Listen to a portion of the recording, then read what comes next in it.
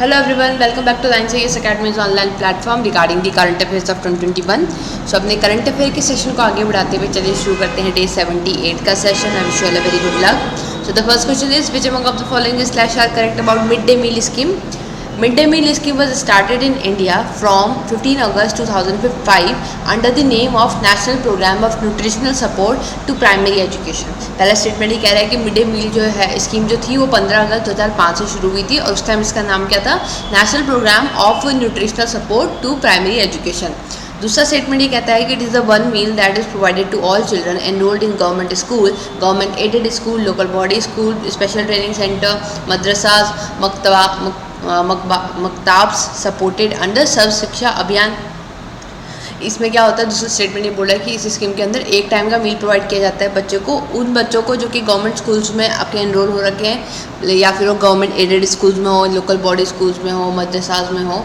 आपको सही स्टेटमेंट बताना है A only, B only, both या नन. इसका आंसर होगा आपका बी ओनली, विच मीन्स आपका पहला स्टेटमेंट गलत है, दूसरा बिल्कुल ठीक है. आपने द हिंदू में ये आर्टिकल देखा होगा मिड डे मील से रिलेटेड, जहाँ पे देखा गया था कि अभी एक रिपोर्ट आई है जिसके अकॉर्डिंग ये कहा गया है कि जिन मदर्स जो मदर आपकी इस स्कीम के अंदर एनरोल थी, क्योंकि लॉन्ग टर्म आपके रिजल्ट्स देखने को मिलते हैं ना इन चीज़ों में, तो जिन मदर्स को आपका इन चीज़ों में आपका एनरोलमेंट था, जिन गर्ल्स का आपका इन चीज़ों में एनरोलमेंट था, ओके, वहाँ पे क्या देखा गया था? वहाँ पे ये देखा गया था कि उनको किस तरीके से बेनिफिट हुए. उनको बेनिफिट इस तरीके से हुए कि उनमें जो ये प्रॉब्लम्स थी, फॉर एग्जांपल आपका स्टंटिंग हो गया, अंडर न्यूट्रिशन हो गया, लैक्टेशन की जो प्रॉब्लम थी वो उनमें कम देखी गई. ओके, सो मतलब आप ये देख रहे हैं कि इस तरीके की स्कीम्स जो हेल्थ में किस तरीके से आपका एड ऑन करती है, वो ये वाली रिपोर्ट ने ये बताया था. तो आपका पहला स्टेटमेंट गलत से हो जाता है क्योंकि ये 15 अगस्त ठीक था, बट 1995 को आपका लॉन्च हुआ था, ना कि 2005 में. तो पहला स्टेटमेंट गलत से हो जाता है क्योंकि 1995 में आपका लॉन्च हुआ था, जिस टाइम इसका नाम था national programme for nutritional support to primary education. दूसरा ये कि 2007 में इसका नाम चेंज करके मिड डे मील स्कीम रख दिया गया था. इसके मेन ऑब्जेक्टिव्स क्या थे? मेन ऑब्जेक्टिव थे सबसे पहला तो ये कि मील के नाम पे ऐसे मील के उससे बच्चों का एनरोलमेंट भी यहाँ पे बढ़ाने का वो था. और कौन से बच्चों का? जो आपके disadvantage section of the society से बिलोंग करते हैं, उनका एनरोलमेंट बढ़ाने का यहाँ पे इनका ऑब्जेक्टिव था. दूसरा अटेंडेंस बढ़ाने का था. तीसरा children studying in the class 1 to 8 वालों को यहाँ पे दिया गया था और न्यूट्रिशनल सपोर्ट का था. तो बेसिकली एक स्कीम के थ्रू कई सारे ऑब्जेक्टिव्स को अचीव करने का टारगेट किया गया था जब स्कीम बनाई गई थी. तो पहला तो ये था कि क्योंकि आपका जो खाना होता है, जो फूड होता है, वो बहुत ही इम्पॉर्टेंट आपका एक आइटम है दिन का. एंड अभी भी कई सेक्शन ऑफ द सोसाइटी ऐसे हैं जो कि इस राइट से अपने डिप्राइव है, लेकिन उनको इसके लिए बहुत स्ट्रगल करना पड़ता है. ओके, सो जब आप खुद ही समझिए कि अगर फैमिली को स्ट्रगल करना पड़ा है फूड के लिए, तो वो बच्चे को स्कूल जाने का कैसे भेजने का कैसे सोच सकते हैं. तो इस स्कीम के अंदर क्या है कि बच्चों को इस बहाने कि लाइक उनको A1 टाइम का मील भी प्रोवाइड हो रहा है, वो उनको एजुकेशन भी मिल रहा है इसके साथ साथ. सो इस तरीके से फिर ऊपर से फिर यहाँ पे अटेंडेंस भी बढ़ाने का, फिर 1 to 8 न्यूट्रिशनल सपोर्ट बहुत बड़ा आपका इसमें एक एड ऑन था. कितना कैलोरीज इनटेक होता है इसमें? तो आप प्राइमरी लेवल पे याद रखिए, जो एनर्जी 450 कैलोरीज, ओके, और प्रोटीन 12 ग्राम प्रोटीन देने की बात करी जाती है.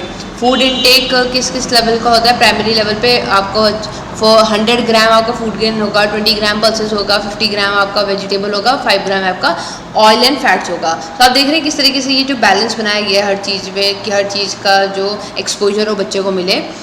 फिर अपर प्राइमरी में देखेंगे 700 कैलोरीज, 20 ग्राम आपका प्रोटीन, फिर 150 gram food grain, 30 gram pulses, 75 gram vegetables and 1.5 gram oil and fats. Which among of the following is associated with FATF, financial action task force से क्या रिलेट करता है आपको ये बताना है. G7 वर्ल्ड ट्रेड ऑर्गेनाइजेशन, यूनेक्टेड या फिर संघाई कॉर्पोरेशन ऑर्गेनाइजेशन. तो आपको बताना है कि इन सब में से FATF से कौन रिलेट करता है, एसोसिएट करता है. आंसर होगा इसका A, विच मीन्स आपका G7. ये आपने न्यूज़ देखा होगा जहाँ पे FATF review of India put off again. So FATF की बात चल रही है तो हमें FATF पढ़ना ज़रूरी है। ये आपका G7 समिट में आया था 1989 में। ओके, इसका जो आपका ऑब्जेक्टिव था उस टाइम ये था कि आपका ये रेगुलेट करे, ऑपरेशनलाइज करे किस किस फील्ड में, मनी लॉन्ड्रिंग के फील्ड में, टेररिस्ट फाइनेंसिंग के फील्ड में, इन सब फील्ड में इनको ऑपरेशनलाइज करने की बात करी गई थी। इसका सेक्रेटरीट जो है वो आपका OECD में है, पेरिस में है। मेंबर कंट्रीज जो हैं इसके 37 member consist of 37 member jurisdiction, और इंडिया इसके मेंबर में से एक है, याद रखिएगा। इसके अंदर आपकी दो लिस्ट होती हैं, एक होती है आपकी ग्रे लिस्ट, एक होती है आपकी ब्लैक लिस्ट। तो आपने सुना भी होगा कि पाकिस्तान को ग्रे लिस्ट में डाल दिया, इस तरीके का न्यूज़ चलता रहता है। तो यही है कि ग्रे लिस्ट में उन कंट्रीज़ को रखा जाता है जिनको सेफ़ हेवन माना जाता है आपका टेररिस्ट फंडिंग के लिए। Safe heaven in the sense कि वो उनको प्रोवाइड कर रहे हैं, वो फंड्स प्रोवाइड कर रहे हैं और वो इस ऐसे मेजर्स नहीं अपना रहे हैं जो कि इस फंडिंग के अगेंस्ट हो। दूसरा, ब्लैक लिस्ट उन कंट्रीज़ को क्या माना जाता है, ओके, जो कि नॉन कोऑपरेटिव कंट्रीज़ होंगी उनको ब्लैक लिस्ट में माना जाएगा, और यहाँ पे उनको पूरी तरीके से बोल जाता है कि ये फुल सपोर्ट में है। ओके, ग्रे लिस्ट में तो स्टिल ये भी बोल सकते हैं कि लाइक उनको serve as a warning to the country it में enter to black list. So grey list में जब डाल दिया एक कंट्री को, सो वो एक तरीके से उसके लिए वार्निंग होगा कि वो ब्लैक लिस्ट में भी जा सकता है अगर उसने कुछ मेजर्स नहीं लिए। अगर वो मेजर ले लेता है तो वो इस लिस्ट से बाहर हो सकता है, और अगर नहीं लेता है तो ब्लैक लिस्ट में आ जाएगा। Term Lokpal and Lokayukta were coined by, आपको बताना है ये टर्म्स किसने कॉइन करे थे? Mahatma Gandhi, BR Ambedkar, Balwant Rai Mehta, none of the above. Lokpal आपका न्यूज़ में था। सो हमने बेसिक से स्टार्ट किया है, आज हम लोकपाल के टर्म के बेस पे जा रहे हैं। इसका आंसर होगा आपका डी, इनमें से कोई नहीं है। तो ये आपका न्यूज़ का पार्ट था, Lokpal yet to get director of inquiry. Okay, तो जो आपका 1809 में आपका ये ओम्बुड्समैन का इंस्टीट्यूशन आपका देखने को मिला था। स्वीडन से आपका ये स्टार्ट हुआ था। ओम्बुड्समैन बेसिकली आपका एक वो इंस्टीट्यूशन होता है, एक इंसान भी हो सकता है जो आगे ग्रीवेंस रिड्रेसल का काम देखेगा, ठीक। फिर उसके बाद आपको देखने को मिलता है कि न्यूजीलैंड, नॉर्वे ने इसे अडॉप्ट किया 1962 में। फिर उसके बाद आपको ये वायर्थ रिपोर्ट 1961 में देखने को मिली। फिर ग्रेट ब्रिटेन ने इसको आपका क्या करा, इसको आपका अडॉप्ट करा। उसके बाद फिर 1966 में गुयाना पहली डेवलपिंग कंट्री बनी जिसने इसने अडॉप्ट किया। तो याद रखिएगा, वो ये बोल सकता है कि इंडिया पहली डेवलपिंग कंट्री है जिसने इसे अडॉप्ट किया, नहीं, गुयाना जो थी वो पहली डेवलपिंग कंट्री थी, वो जिसने इसे अडॉप्ट किया था। अच्छा, ये आप मुझे ये बताएंगे कि ये कौन से कॉन्टिनेंट में पड़ता है?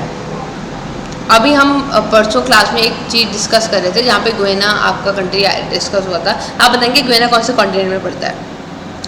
फिर जो इंडिया ने इसे 1960s में आपको इसको देखने को मिला था, जो कॉन्सेप्ट देखने को मिला था, प्रपोज किया गया था, ओके, अशोक कुमार सिंह के through.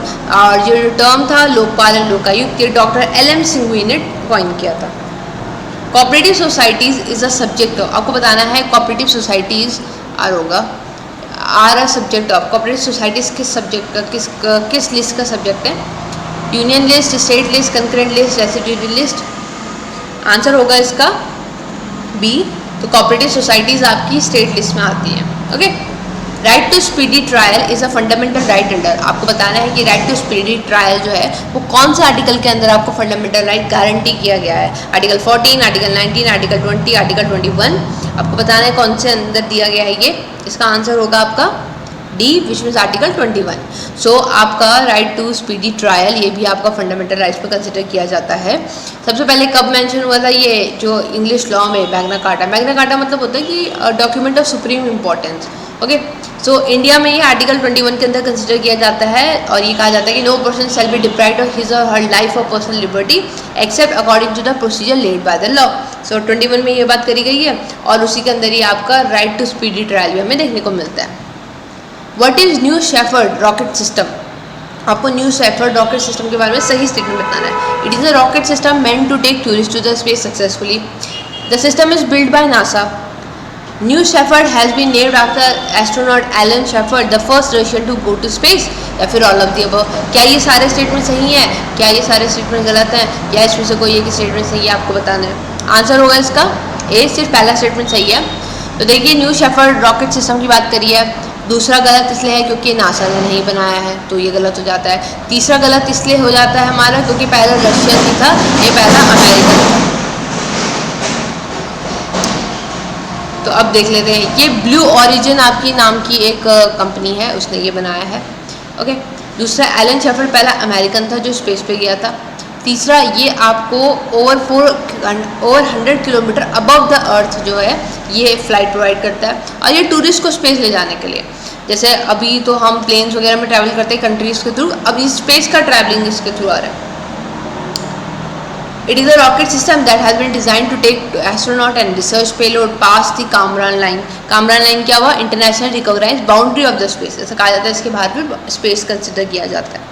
Idea is to provide easier and more cost-effective access to the space, meant for the purpose such as academic research, corporate technology development, entrepreneurial ventures, among others. Which among other following is correct? Near space is a region over our planet where the pressure is below 6.3 kilopascal known as Armstrong limit. आपको बताना है near space एक वो reason है हमारे planet के पास जहाँ पे जो प्रेशर होगा वो 6.3 किलो पास्कल के नीचे होगा, और यहाँ पे इसे आर्मस्ट्रॉन्ग लिमिट कहा जाएगा। आउटर स्पेस जो होता है वो आपका कामरान लाइन से स्टार्ट होता है exactly 100 kilometre above the sea level. तो जब भी कामरान लाइन से स्टार्ट होगा, अगर हम इसे सी लेवल से काउंट करेंगे तो 100 किलोमीटर है। Interstellar space is defined as a space outside the reach of solar winds in the planetary system. As the last is all of the above. Again, क्योंकि आपका काफ़ी जो मिशंस हैं वो न्यूज़ का पार्ट हैं, ओके, तो कामरान लाइन न्यूज़ का पार्ट है। अभी आपने सुना होगा कि जेफ बेजोस जो थे वो स्पेस ट्रैवल करके आए हैं, सो इसलिए न्यूज़ का पार्ट है।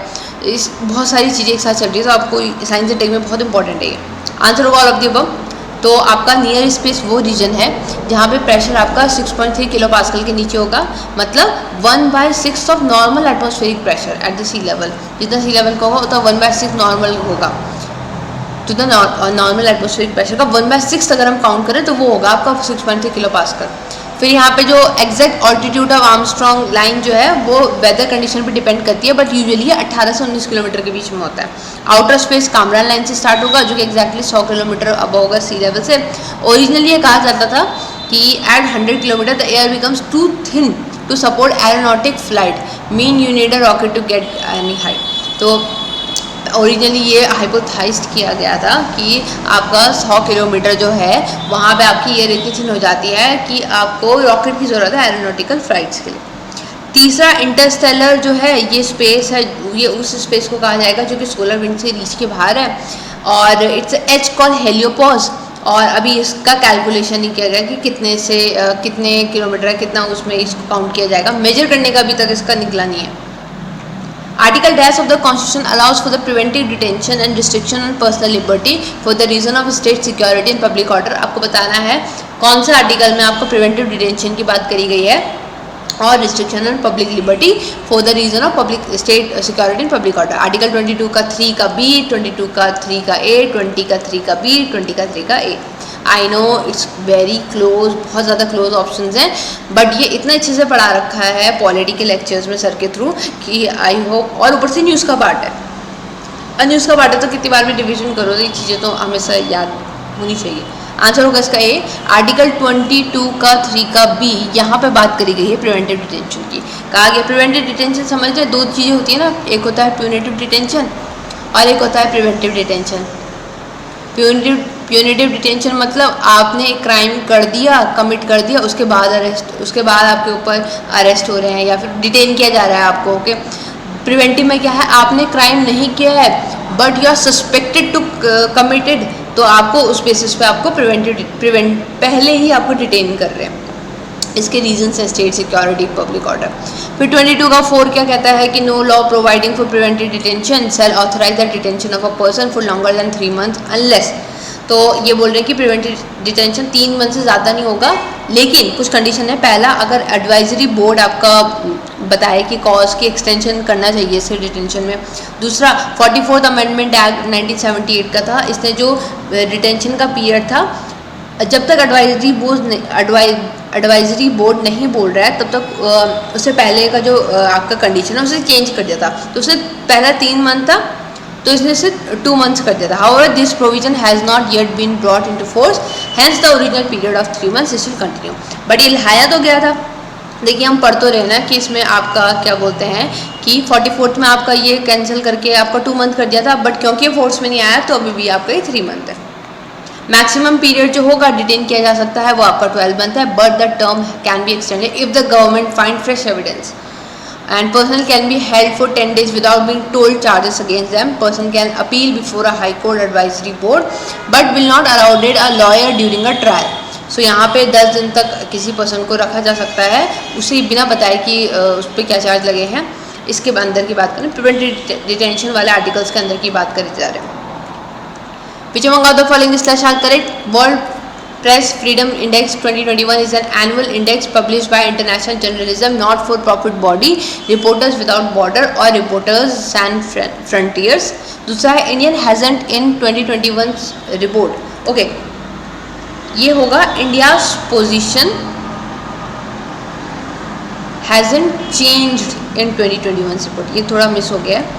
तो ये बोल रहा है सेकंड स्टेटमेंट में, ये बोलना चाह रहा है कि इंडिया की पोजीशन आपके प्रीवियस ईयर के कंपैरिजन में कुछ चेंज नहीं हुई है 2021 में, जो पहले था हम वही थे। A only, B only, both या नन आंसर होगा इसका बोथ, इसमें दोनों स्टेटमेंट सही हैं। सो 2021 जो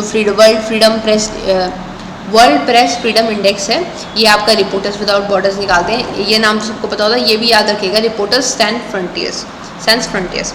180 कंट्रीज़ का होता है ये, जो आपकी ये स्कैंडिनेवियन कंट्रीज होती है मोस्टली ये टॉप करती है। तो देखिए नॉर्वे इसमें टॉप कर रहा है, फिर फिनलैंड है, फिर डेनमार्क है। इंडिया की रैंक 142 है, सेम एज लास्ट ईयर। सो अगर हम सेकंड स्टेटमेंट की बात करें तो कोई चेंज नहीं आया हमारी रैंक में। हम बैड क्लासिफिकेशन में थे, हम अभी भी बैड क्लासिफिकेशन में हैं। और किसके साथ हैं? ब्राज़ील, मैक्सिको, रशिया, इनके साथ हम हैं। Diwali was designing solution to water challenges is the ongoing project between India and, आपको बताना किन किन दो देशों के बीच में चलने वाला प्रोजेक्ट है ये? Indonesia, Israel, Netherland, none of the above. Answer होगा सी, इसका आंसर है नीदरलैंड। तो इंडिया और नीदरलैंड के बीच में चलने वाला ऑनगोइंग प्रोजेक्ट है जिसे दिवाली कहा गया है। इसकी फुल फॉर्म ऑब्वियसली कुछ और है, ओके, बट याद करने के लिए दिवाली मैंने इसलिए यहाँ पे लिखा है, फुल फॉर्म नहीं लिखा है, वो बहुत कंफ्यूजिंग हो जाता है। So with this let's conclude today's session. I hope आप लोगों ने अच्छे से परफॉर्म किया होगा। फाइनल स्कोर लिखना मत भूलिएगा। Thank you so much.